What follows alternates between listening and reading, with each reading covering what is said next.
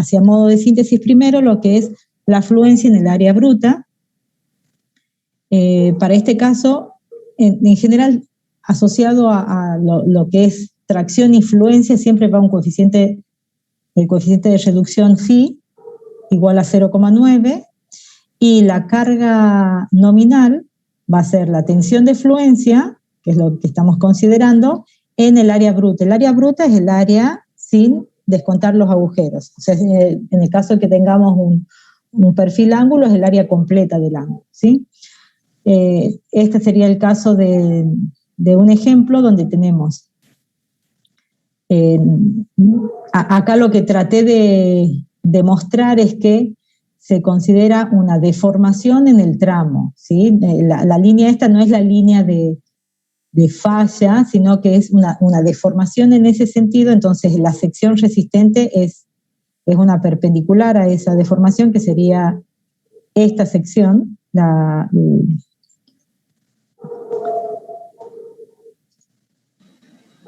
Ingeniera, sería esta, sí. ¿Me puede habilitar para grabar? Sí, ¿quién me está pidiendo, Lucas? Lucas, sí. Sí. Gracias. No, por nada, ahí está. Sí, lo que les decía es que en este caso el área que estamos considerando es el área transversal del ángulo, sería esta sección, ¿sí? Estamos analizando lo que pasa en el tramo. En el tramo esta sería una valla que sería simétrica del otro lado. Entonces en el tramo central se considera la fluencia en esta sección, y ahora vamos a ver para lo que es la rotura en el área neta efectiva. Es lo que, para ese caso se analiza el apoyo, ¿sí? La unión entre, este caso sería el ángulo con la cartera. No sé por qué no me toma. Para este caso se considera el coeficiente de reducción. Fíjense que acá es 0,9 y se trabaja con la tensión de fluencia. Acá se reduce el coeficiente de reducción, ¿sí?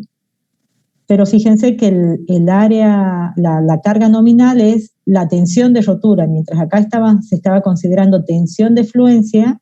En este caso se considera tensión de rotura, que obviamente es mayor que la tensión de fluencia, y en lugar del área bruta se considera el área neta efectiva. Que el área neta efectiva es igual a un coeficiente U de reducción, que ya lo vamos a ver un poquito más en detalle, por el área neta. El área neta es el área bruta, o sea, para este caso, si cortamos el perfil en esta sección justo por donde pasa el agujero para el paso del tornillo, el área bruta sería el área total del perfil menos el diámetro del agujero por el espesor. O sea, hay que descontar el área que no está. O sea, hay que considerar el área real en esa sección. Entonces, de arranque, el área neta, para el caso de uniones soldadas, va a ser menor que el área bruta, ¿sí? En el caso en el caso de uniones con tornillos. En el caso de uniones soldadas no hay reducción de sección. Entonces, no hay variación entre lo que es área neta y área bruta.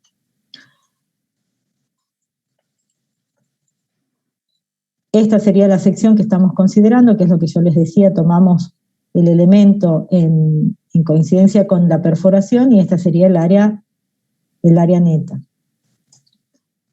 Y vamos a ver qué es esto del área neta efectiva.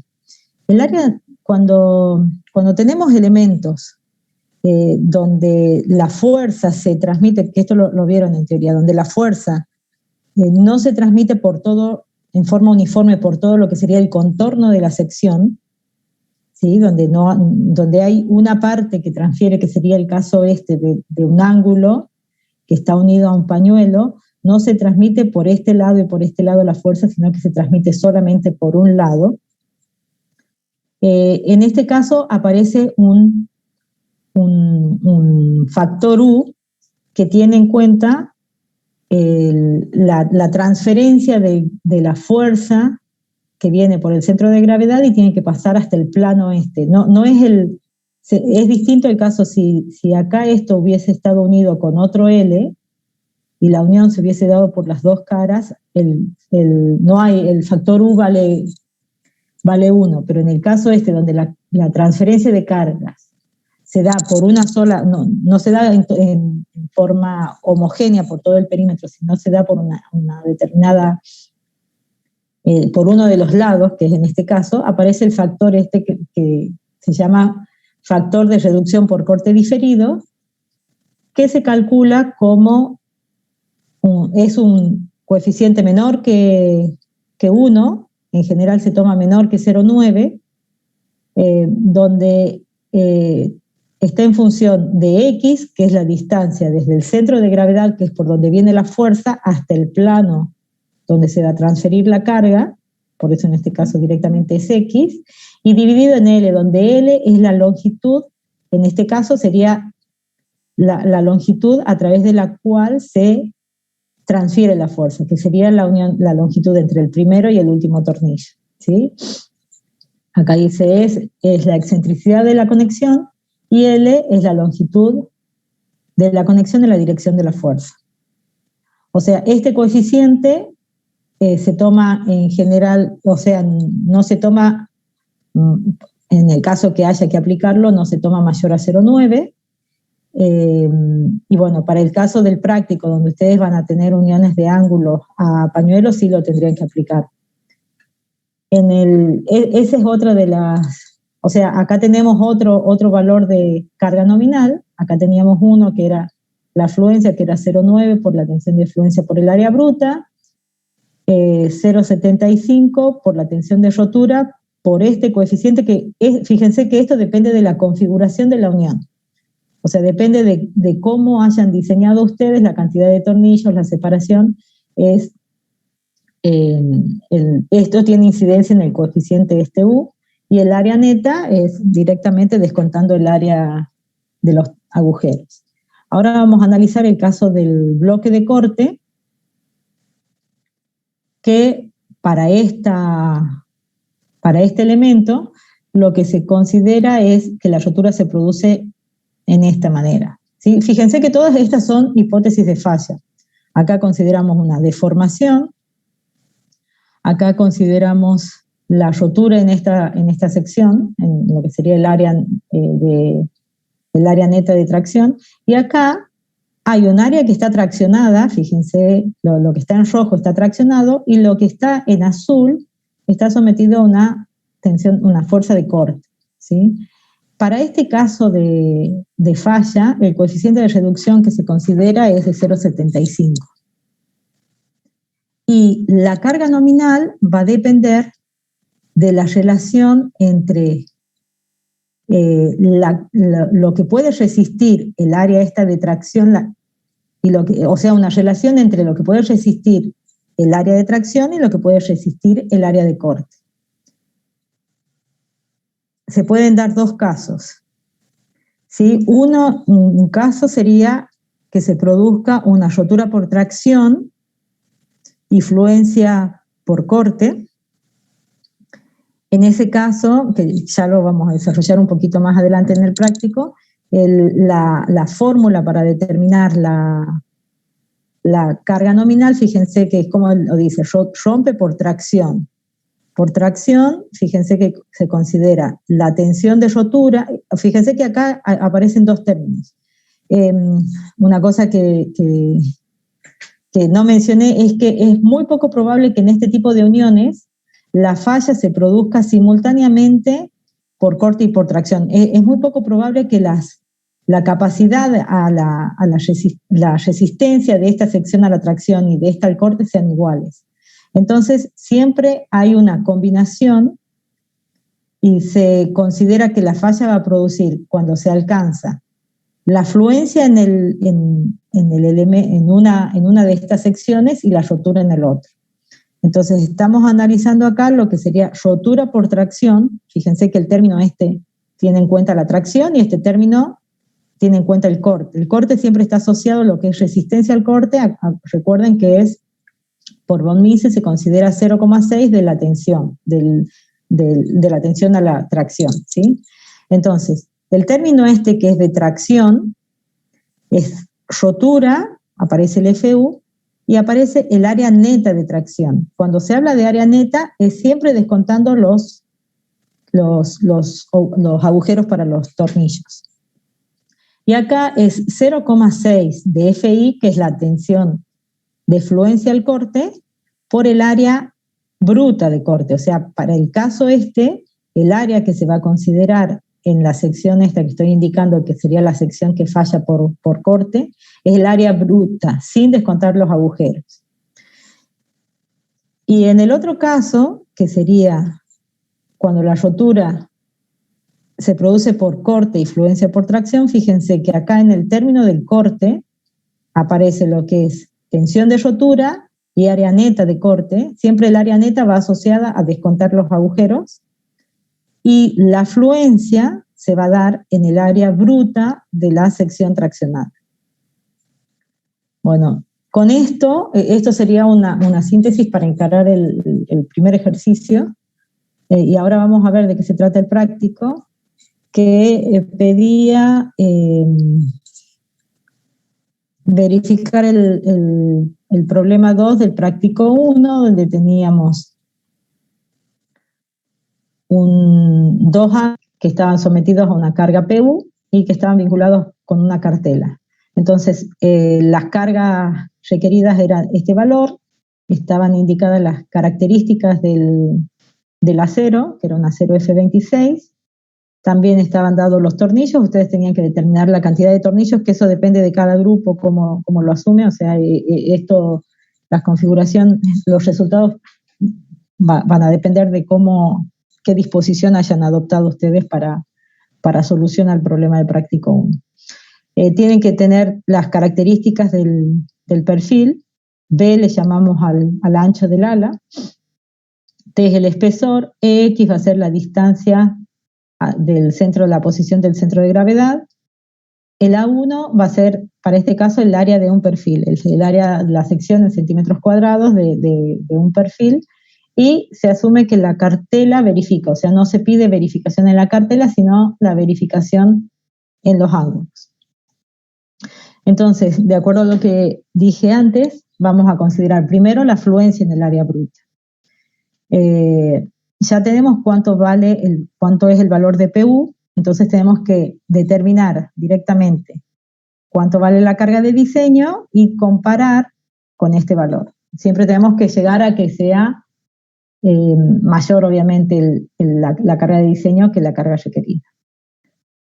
Entonces dijimos que para fluencia el coeficiente era 0,9, la carga nominal va a ser la tensión de fluencia por el área, como en este caso tenemos dos perfiles. Si quieren pueden considerar la mitad de la carga para cada perfil, o como está planteado acá, consideran la carga total y dos perfiles. O sea, ustedes pueden hacer el análisis como lo consideren, porque no estamos analizando una fuerza de tracción, no de compresión, como vamos a ver en el práctico siguiente, y ahí sí es...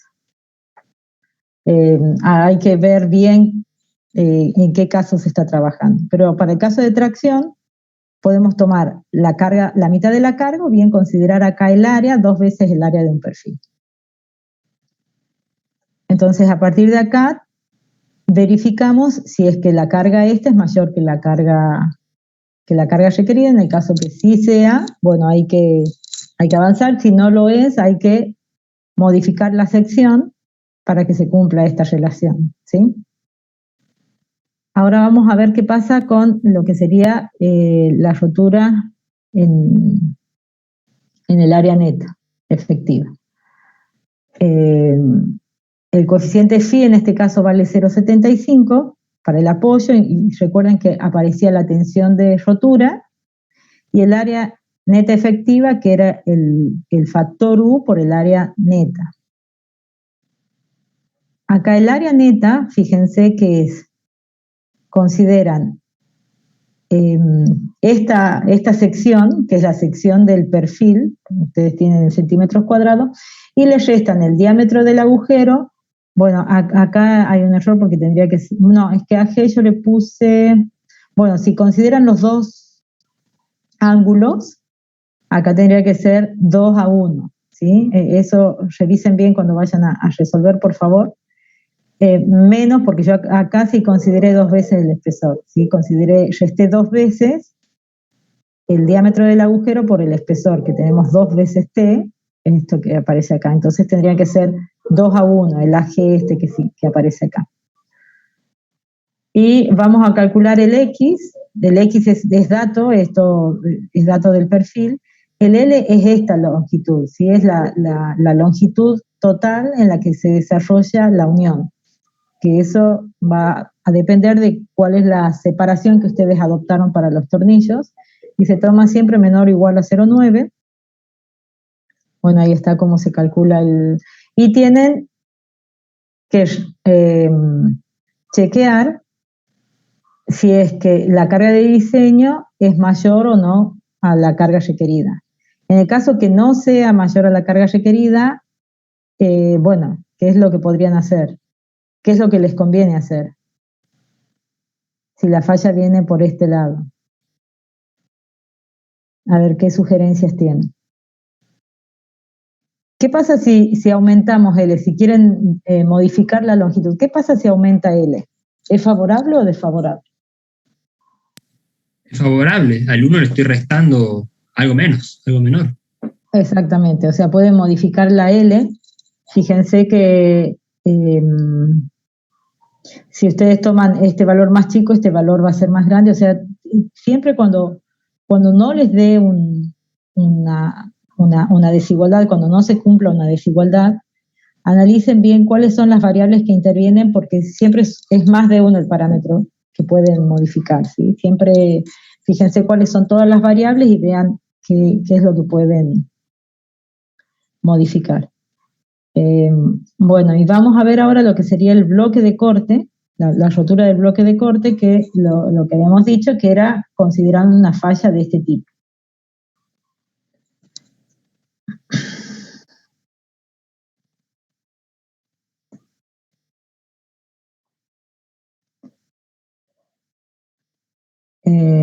Bien, acá vamos a tomar que vamos a calcular primero, fíjense que ¿qué es esto que está puesto acá?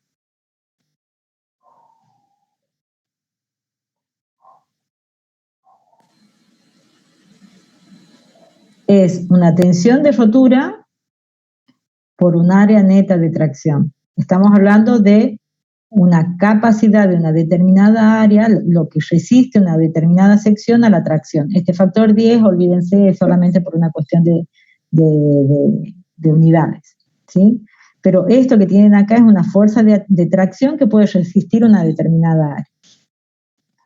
El área que estamos considerando acá es el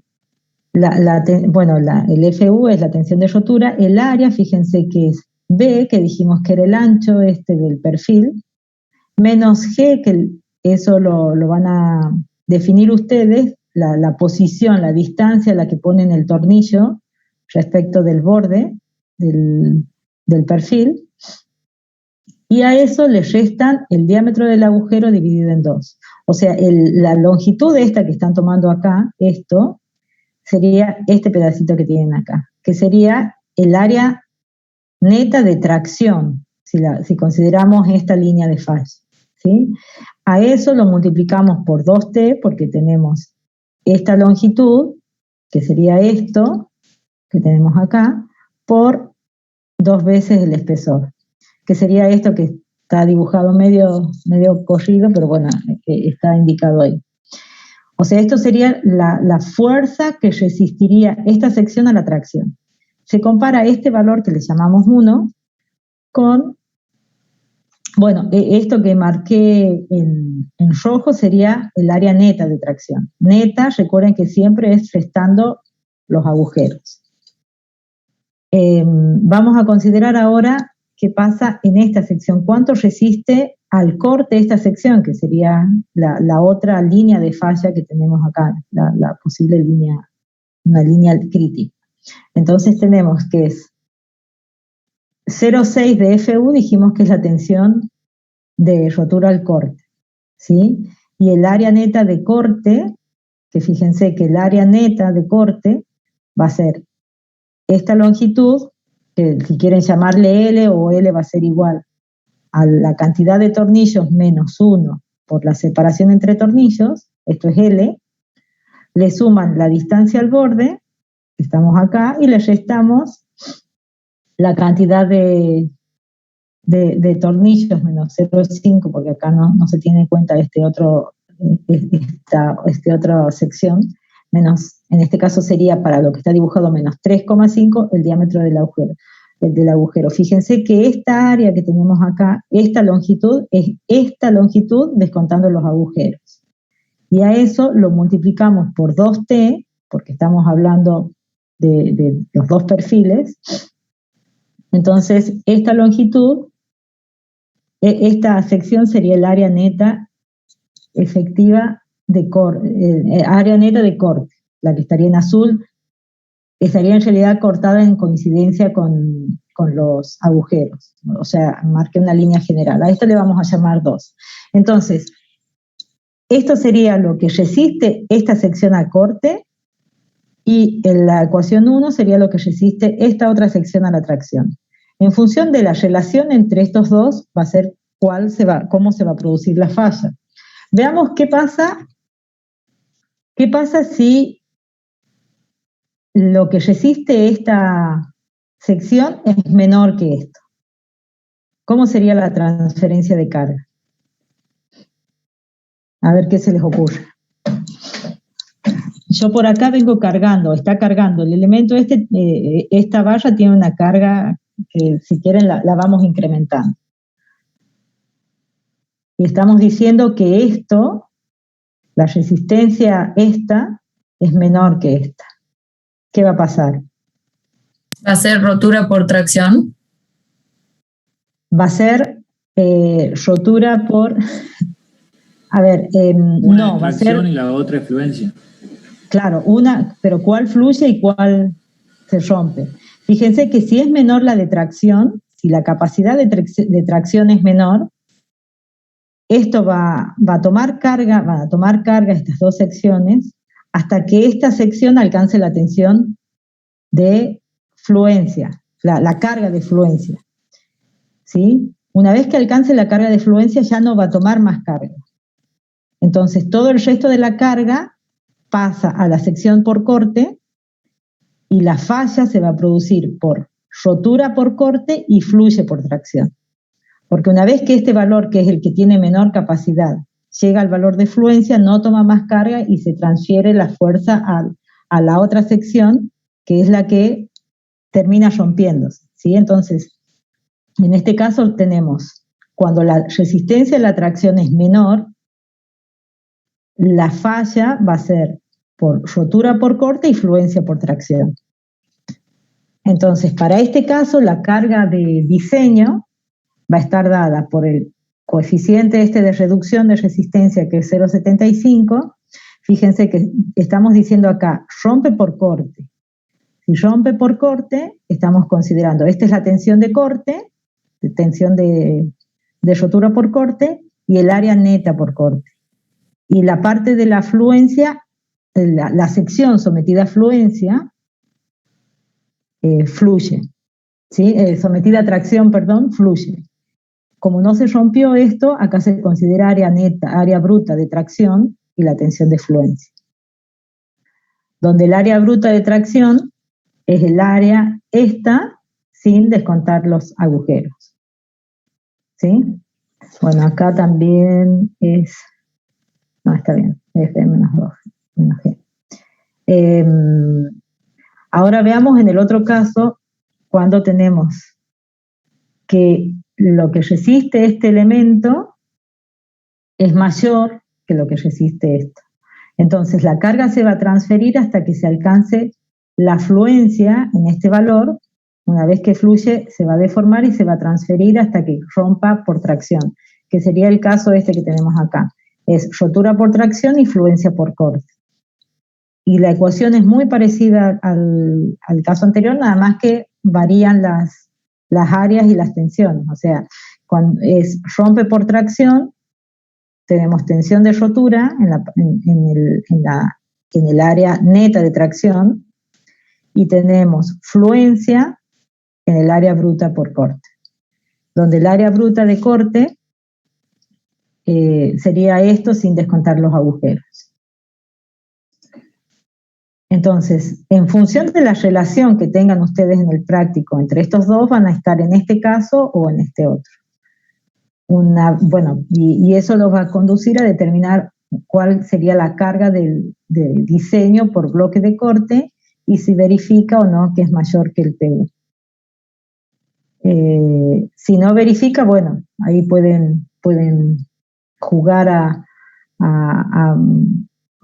una variable, pero no es muy grande el juego que tienen, es modificar esta distancia, porque en tablas viene indicado cuál es la distancia mínima que pueden poner hasta el borde porque acá tiene que entrar un tornillo que se pueda ajustar después. Entonces, no puede venir pegado acá, sino que tiene que tener un cierto juego. Entonces esto no lo pueden ajustar mucho, pero bueno, pueden modificar la separación entre los tornillos y la longitud. O sea, las variables que entran en juego acá es la configuración, de nuevo, siempre tienen muchas posibilidades de modificar los resultados para obtener resultados favorables. Bien, ¿quedó claro esta? Una vez que tengan con números es un poquito más simple, pero lo importante es que entiendan bien el mecanismo, más que nada de que es un poco el más complejo de todo. Bueno, vamos a pasar al ejercicio 3. No sé cuál era bueno, al ejercicio que les pide calcular. Hay que dimensionar, tenemos un ascensor que tiene una capacidad de 6 personas y está como dato lo que sería el peso de la caja y no sé, y algo extra, 10 kilonewton, que es 1 tonelada, y les da la capacidad máxima de personas. Esto, lo de cables es muy, bueno, es lo que les dijo el ingeniero Robledo, es muy intuitivo, o sea, se trabaja acá con cargas, no cargas mayoradas, sino cargas de servicio. Porque acá para el caso de cables, o si quieren poner, no son con cargas mayoradas que tienen que trabajar, no tienen que trabajar con el PU, sino con el P. Entonces, las cargas que hay que considerar es el peso de la caja, 6 personas, esta sería la carga total, que no es una carga mayorada, directamente es la suma de 10 más 6 por 0,9. Entonces, en función del destino de la estructura que tienen, es el tipo de cable que van a elegir. Con respecto a los cables, en los apuntes hay un catálogo. Si ustedes consiguen otros catálogos que quieran usar, es totalmente abierto, ¿no? Lo pueden adjuntar al práctico y decir, sacamos las cargas de acá, si es que no se ven bien en los apuntes. Entonces, en función del destino que estamos analizando, que esto es lo que vieron acá al final de la clase teórica, estamos en el caso de cables para sensores que transportan personas, digamos, es donde se castiga más, o sea, se tiene mayor coeficiente de seguridad, se adopta un valor, por ejemplo, se puede adoptar un valor de 15 o el valor que ustedes quieran, y con eso determinan, esta sería la carga con la que tienen que entrar ustedes a las tablas, ¿sí? Es el valor de 15,4 por el coeficiente de seguridad adoptado. Y este valor es el que tienen que buscar en las tablas, que es la carga mínima de rotura según el fabricante. El tema de cables es, por eso les digo que si ustedes no ven bien en el práctico y prefieren usar otros catálogos que dispongan, lo adjuntan, y porque esto son cada fabricante provee una planilla, digamos, de datos en función de ensayos, donde determinan cuál es la capacidad del cable. Entonces, para este caso que estábamos hablando del caso de un ascensor que necesita flexibilidad porque se tiene que enrollar en las poleas y tiene que ser Entonces, se puede adoptar o es conveniente adoptar esta configuración, que es esta que está indicada acá. Entonces hay que entrar al catálogo de los Washington Seal, de este tipo de cable.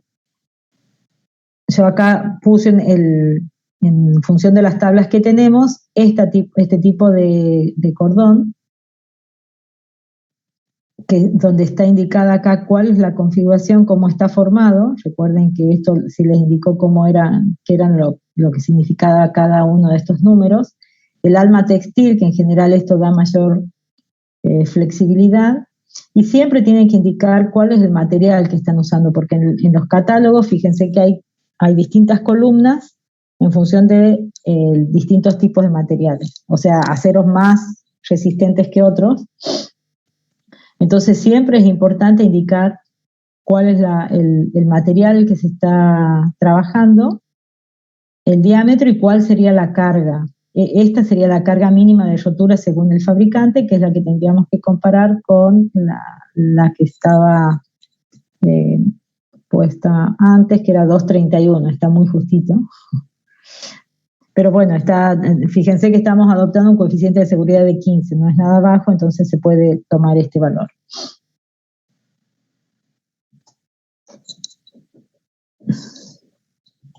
Bueno, esa era la configuración del alambre que estaba, de este que está considerándose acá, que era un alma textil, 7 y 7 más 7, que son, bueno, estos se fijan bien porque tiene que ver con la cantidad estos son 7 de distintos diámetros, por eso ponen 7, 7, ¿sí? El 1 es el alma textil, el 14 es la vuelta externa, la última capa, no, la última capa de cable, ¿sí? Después vienen capas de 7 y 7. Esta denominación, esto que tenemos acá, es cómo es la configuración del cable. Bueno, y pasando al práctico, al último ejercicio, que se pide, es el caso de un arco atirantado, ¿sí? Que bueno, se considera simplemente apoyado, es un arco atirantado donde les dan, que puede ser el arco de una planta industrial que tiene una luz L de 20 metros, que están separados, estos arcos estén separados, apoyados en columnas, por ejemplo, columnas de hormigón o columnas metálicas, que estén separadas 4,5 metros entre sí. O sea, puede ser para que lo vean un poco más práctico, puede ser el caso que haya acá este sea un arco,